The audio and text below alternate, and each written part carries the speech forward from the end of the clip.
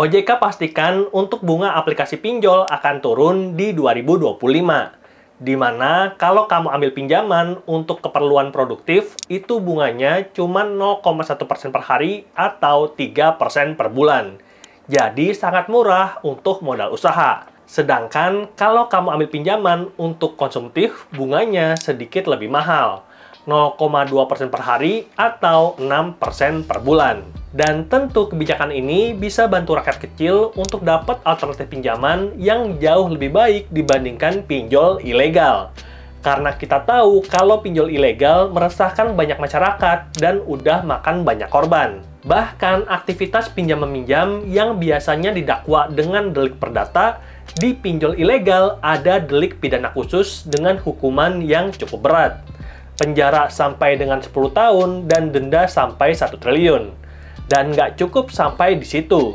Karena banyak info pinjol legal yang sepertinya bertindak kayak pinjol ilegal, maka OJK juga memperketat aturan dan aku melihat ada 5 aturan yang bisa bantu kamu yang membutuhkan pinjaman di pinjol legal seperti EasyCash, Indodana, Uangmi, atau Amarta. Makanya pada video kali ini aku akan bahas 5 aturan pinjol terbaru dari OJK yang bisa bantu kamu ketika akan ambil pinjaman di aplikasi pinjol.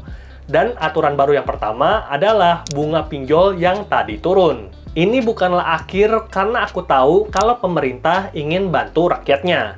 Kita tahu bersama kalau di awal kehadiran pinjol itu bunga pinjamannya sampai 0,8% per hari atau 24% per bulan. Tapi di tahun 2023 turun jadi 0,4%, di 2024 turun jadi 0,3%, di 2025 turun jadi 0,2%, dan rencananya nanti di 2026 bunga pinjaman konsumtif akan turun lagi jadi 0,1% atau 3% per bulan. Dan bunga pinjaman ini tentunya udah mirip banget dengan kartu kredit sehingga jauh lebih murah dibandingkan kondisi sebelumnya. Bahkan kalau kamu ambil pinjaman di aplikasi pinjol untuk keperluan produktif, bunga pinjamannya cuma 0,067% atau 2% per bulan.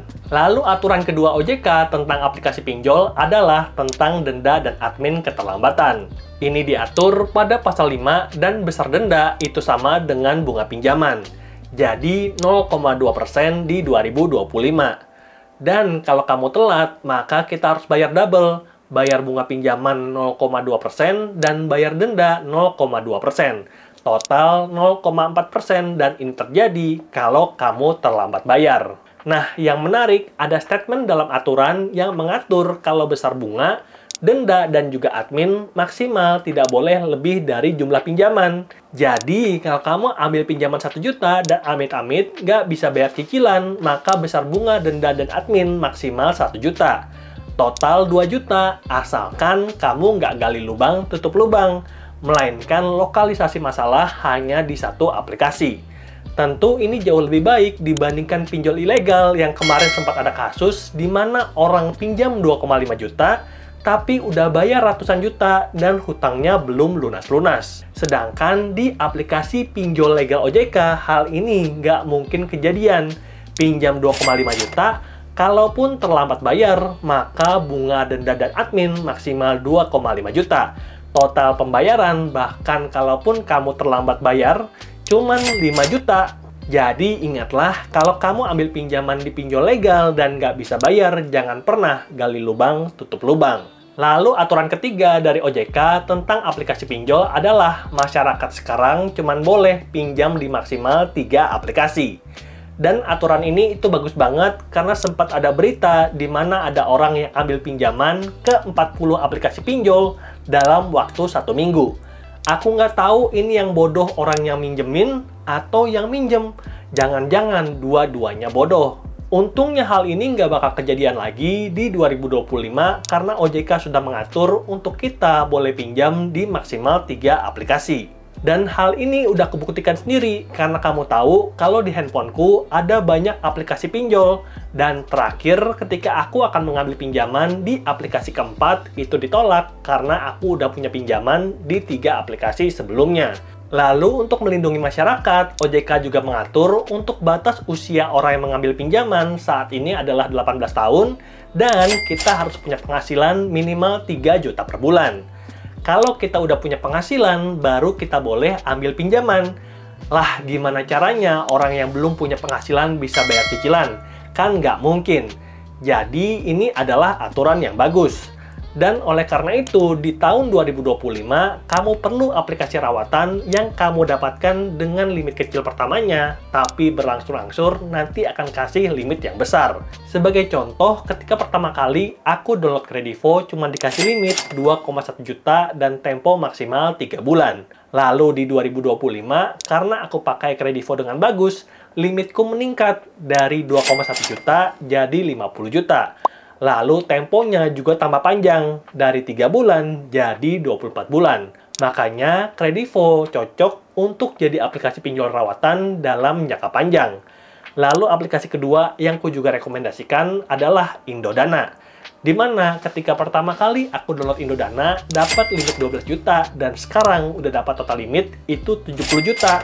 Dibagi 2, Indodana Paylater 30 juta, dan dana tunai Indodana itu 40 juta.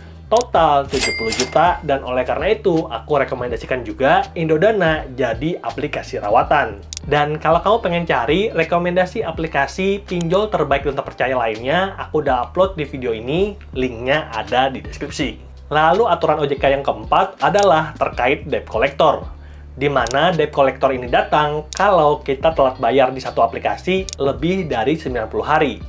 Dulu debt collector ini nggak diatur dan mereka datang seenak jidat. Tapi di 2025 udah ada aturan yang mengatur, di mana penagihan itu boleh dilakukan di jam 8 pagi sampai jam 8 malam langsung ke alamat orang yang mengambil pinjaman. Lalu ketika datang debt collector juga wajib pakai kartu identitas yang dilengkapi dengan foto diri. Kemudian OJK juga mengatur untuk debt collector tidak menggunakan cara ancaman, kekerasan, ataupun tindakan yang bersifat mempermalukan orang yang mengambil pinjaman. Lalu kalau kamu menemukan penyimpangan di lapangan, langsung aja laporkan ke OJK di 081 157 157 157 atau di kontak berikut. Dan aturan OJK yang terakhir adalah wajib asuransi, di mana aplikasi pinjol harus bekerja sama dengan perusahaan asuransi, yang nantinya perusahaan asuransi ini akan cover apabila terjadi keterlambatan atau gagal bayar dari orang yang mengambil pinjaman. Walaupun hutang kita nggak hilang, tapi untuk sementara waktu akan ditalangin dulu oleh perusahaan asuransi ke aplikasi pinjol. Dengan begitu, debt collector dari aplikasi pinjol akan tenang. Dan ini tentunya bisa menjaga kita dari debt collector yang agresif ketika menagih pinjaman karena dikejar-kejar oleh pemberi kerja. Dan itulah dia 5 aturan OJK terbaru tentang aplikasi pinjol yang bisa bantu kita untuk lebih bijak dalam menggunakan aplikasi.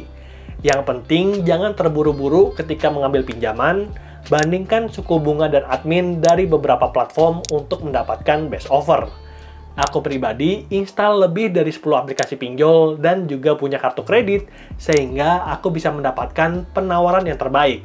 Ada yang kasih penawaran jelek, ya udah nggak usah dipakai. Pakai yang paling murah. Kita perlu ingat kalau aplikasi pinjol itu adalah tools atau alat bantu. Kita adalah master dan tuannya, dan tools pinjol itu bantu kita keluar dari keadaan darurat atau jadi modal usaha. Kalau sampai kita terjebak hutang, artinya kita jadi budak dari aplikasi pinjol. Jangan pernah mau jadi budak. Semoga videonya bermanfaat dan sampai jumpa di video berikutnya. Bye!